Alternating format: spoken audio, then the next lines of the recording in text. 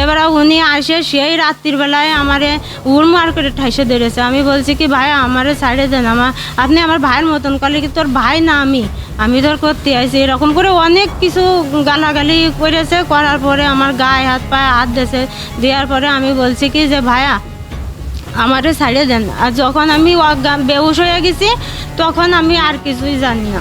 এ দেখেন চোখের কোনায় এখনো দাগ আছে, অথচ 3-4 দিন আগের কথা, তারপরেও এখনো দাগ রয়েছে। এই পাশে মারছিল, আমার গলায় দেখেন অনেক দাগ, প্রচুর দাগ ছিল আমার গলায়। আমার সারা গায়ে আমার হাঁচড় দিয়ে কামড়াইয়ে আমার সারা শরীর একদম ঝাঁঝরা করে দিয়েছিল। যশোরে গভীর রাতে একটি ভাড়া বাসায় ঢুকে দম্পতিকে জিম্মি করে চাঁদাবাজি, মারধর এবং শ্লীলতাহানির গুরুতর অভিযোগ উঠেছে একদল যুবকের বিরুদ্ধে। বৈধ কাবিননামা দেখানোর পরও রক্ষা মেলেনি ওই দম্পতির। চাঞ্চল্যকর এই ঘটনাটি ঘটেছে গত 26শে মে যশোর শহরের উপশহর এলাকার 7 নম্বর সেক্টরে। ভুক্তভোগী ও থানা অভিযোগ সূত্রে জানা যায়, মুরাদ বিন হারুন তার স্ত্রীকে নিয়ে ওই এলাকার রমিজউদ্দিনের বাড়িতে ভাড়া থাকতেন। গত 26শে মে গভীর রাতে মুরাদ বাসায় ফেরার কিছুক্ষণের মধ্যেই শুরু হয় এই তাণ্ডব। কাবিননামা বেরো করতে করতে ওনারা ঘর ভাঙে চলে এসেছে। আসার পরে এবার আমি তাড়াতাড়ি করে সেই কাবিননামা হাতে দিছি। দেওয়ার পরে আমার আইডি কার্ড দেখলো, আর এর আইডি কার্ড দেখলো যে কাবিন ঠিক আছে কিনা। এবারে সব ঠিক আছে, ঠিক থাকা সত্ত্বেও আমার স্বামীরই যেভাবে নির্মমভাবে মাইরেছে তা ভাষায় প্রকাশ করতে পারবো না। যে ওখানে ফার্নিচারে কাজ করছিল, বড় বড় কাঠ ছিল, সেই কাঠ দিয়ে ভেঙে ভেঙে ছোটো ছোটো কুচি কুচি হয়ে গেছে। আমার স্বামীরই এরকম মাথা দিয়ে পা দিয়ে সারা জায়গা দিয়ে দাবড়াই মাইরেছে। তারপরে আমার স্বামীরই আমার কাউসি ছিল, কাপড় কাটা কাউসি, সেই কাউসি ধরে পেটে ঢুকাই দিতে গেছিল। তাড়াতাড়ি করে ও বেরোয় দৌড় মারিল। তারপরে আছে আমার চুল ধরে নিয়ে টাইনে নিয়ে বেড়াইছে। রাত আনুমানিক 2টা। অভিযোগ অনুযায়ী স্থানীয় হেলাল ও হুসাইন নামের 2 ভাইয়ের নেতৃত্বে 9 থেকে 10 জনের একটি দল দরজা ভেঙে জোরপূর্বক ঘরে প্রবেশ করে। তারা মুরাদ ও আমেনার বিবাহিত সম্পর্ক নিয়ে প্রশ্ন তোলে এবং এই অজুহাতে 40,000 টাকা চাঁদা দাবি করে। এ সময় ভুক্তভোগী মুরাদ তাদের বৈধ বিয়ের কাবিননামা প্রদর্শন করলে অভিযুক্তরা তা কেড়ে নেয় বলে উল্লেখ করা হয়। এরপর স্ত্রীকে পাশের একটি কক্ষে আটকে রেখে শারীরিক নির্যাতন ও শ্লীলতাহানি করা হয়। অন্যদিকে স্বামী মুরাদকে লাঠি ও হকি স্টিক দিয়ে পিটিয়ে রক্তাক্ত করার পাশাপাশি কাপড় কাটার কাঁচি দিয়ে পিঠের বিভিন্ন স্থানে আঘাত করে জখম করা হয়।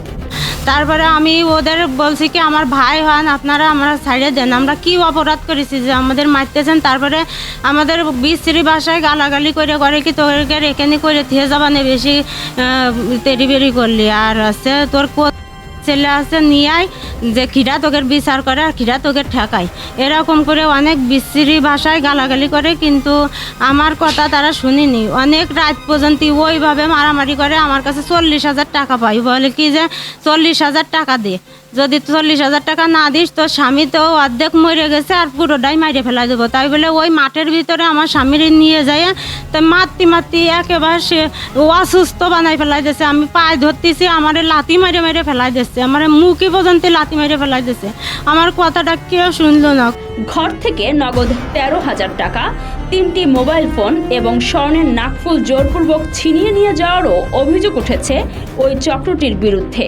আমি ওদের পায়ে পর্যন্ত জড়াই ধরেছি। তখন বললো কি, আমি বলছি কি আপনি আমার ভাইয়ের মতন। তখন কি তোর ভাই না, আমি তোর ভাতার।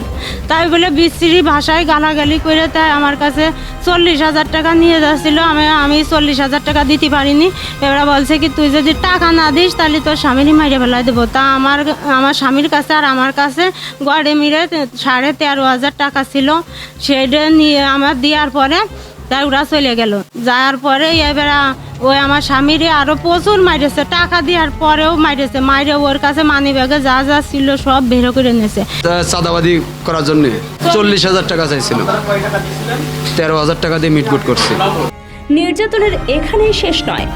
ঘটনা জানাজানি হওয়ার পর অভিযুক্ত হেলাল ও হুসাইন সহ তাদের অনুসারীরা ভুক্তভোগী পরিবারটিকে মামলা না করার জন্য অনবরত ভয়ভীতি ও হুমকি দিয়ে আসছে বলে জানা গেছে।